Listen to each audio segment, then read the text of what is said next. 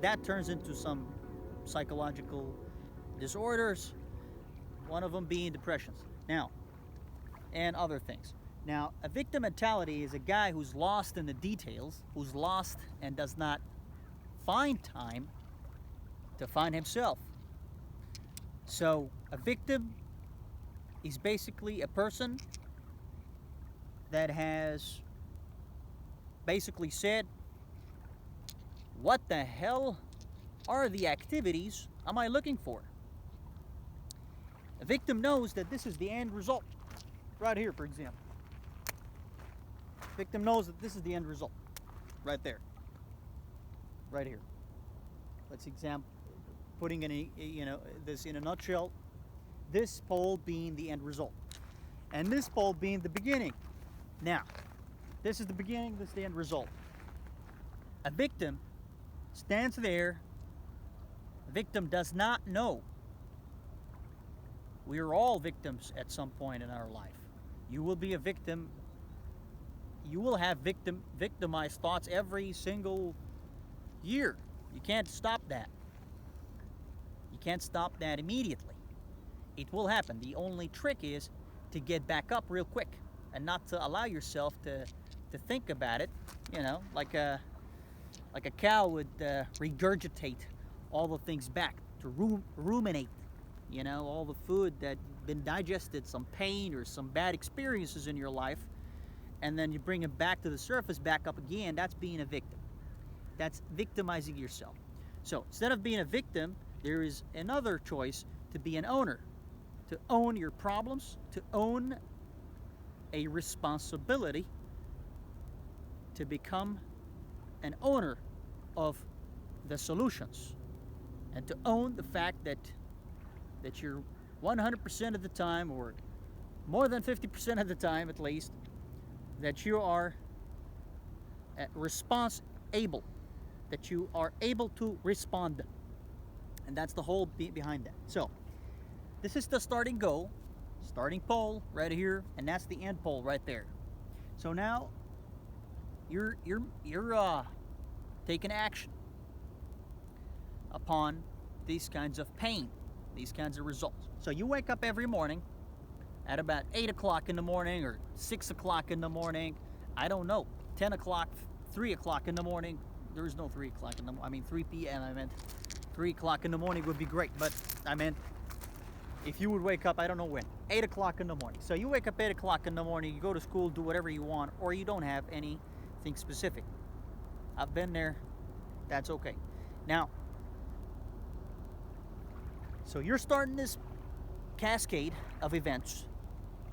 You're starting right there.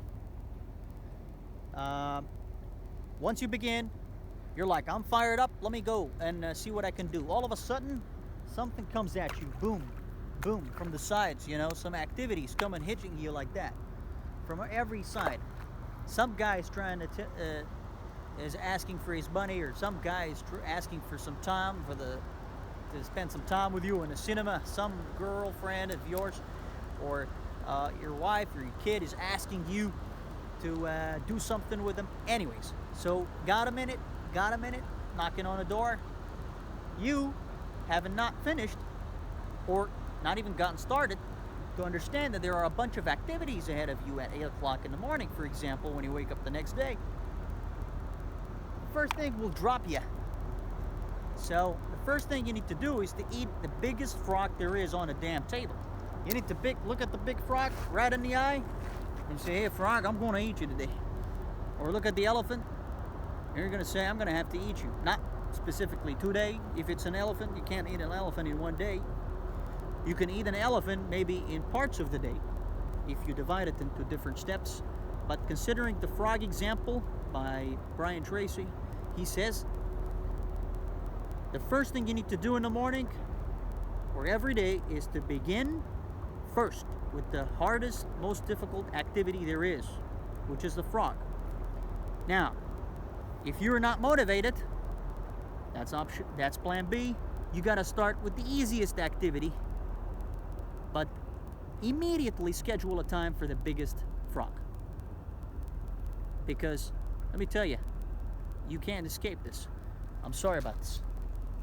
Now, I can't escape this, and I'm sorry for myself too, if I avoid, you know, the biggest fraud. So you start right here, and you jump to the next activity. The space in between you use for planning, to be specific about what you're doing, to measure what you're doing, to do maintenance on what you're doing, to SMART, S-M-A-R-T. I mentioned it in the other video. That's specific, measurable, action-oriented, reasonable, and timed.